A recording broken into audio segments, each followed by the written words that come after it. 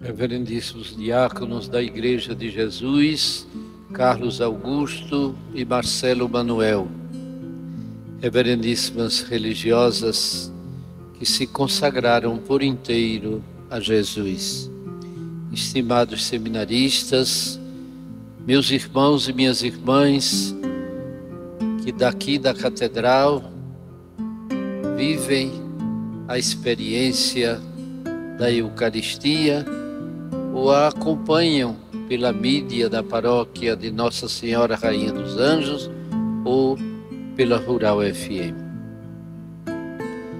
A Eucaristia é o grande banquete de Jesus oferecido por nós, a partir daquela última ceia, quando ele diz: isto é o meu corpo, este é o meu sangue.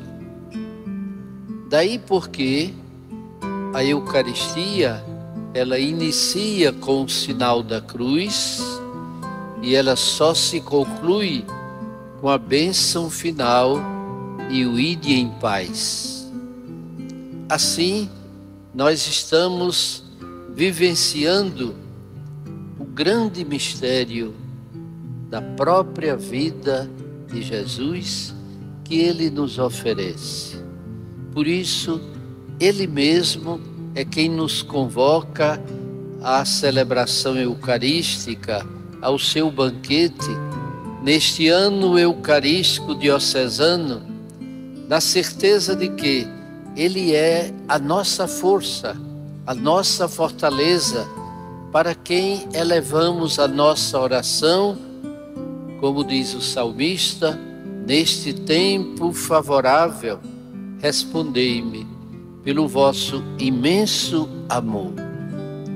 Diante das perseguições, das injúrias, das injustiças, das fake news, nós devemos ter a ousadia de nos manter cheios de alegria e de esperança em todas as atitudes que a vida se nos apresentar.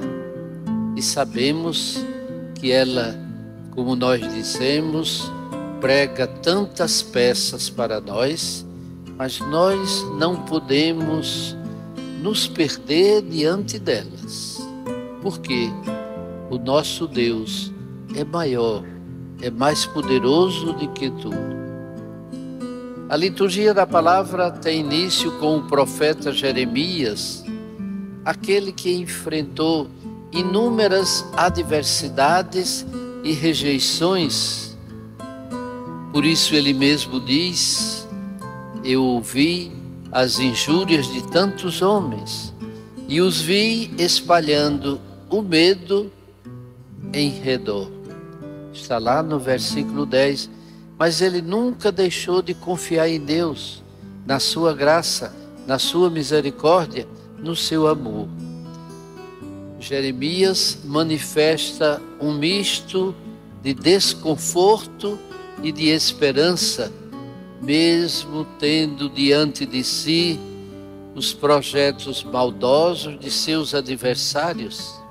Ele canta e louva a Deus que salvou a vida de um pobre homem das mãos dos maus. Na carta de São Paulo, ele traça um paralelo entre duas figuras, entre a figura de Adão e a figura de Jesus Cristo.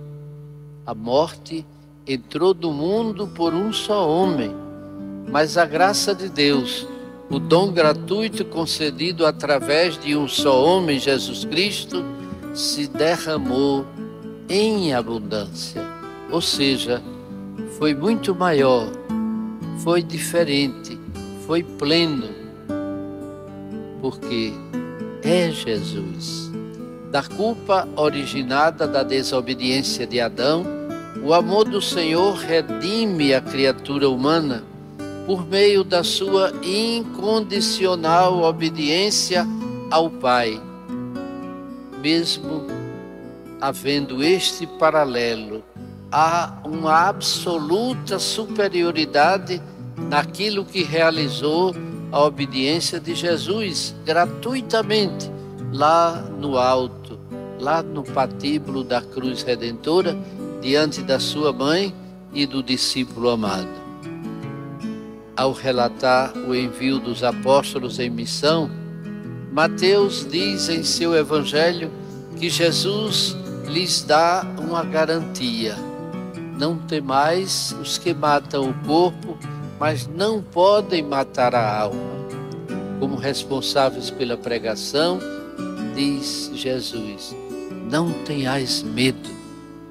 Não tenhais medo mesmo diante do martírio. Não tenhas medo, mesmo diante das injúrias que possam advir. Depois, confirma que Deus não permanece indiferente à sorte daqueles que Ele envia, pois vós valeis muito mais que os pardais, diz o próprio Jesus. Finaliza este pequeno texto dizendo e assegurando que aquele que em vida se coloca a favor de Jesus será por ele defendido pelo Pai que está nos céus. Meus irmãos e minhas irmãs, nós estamos vivendo este tempo comum na liturgia da igreja. E no dia de hoje, ele insiste por 3 vezes dizendo: não tenhais medo.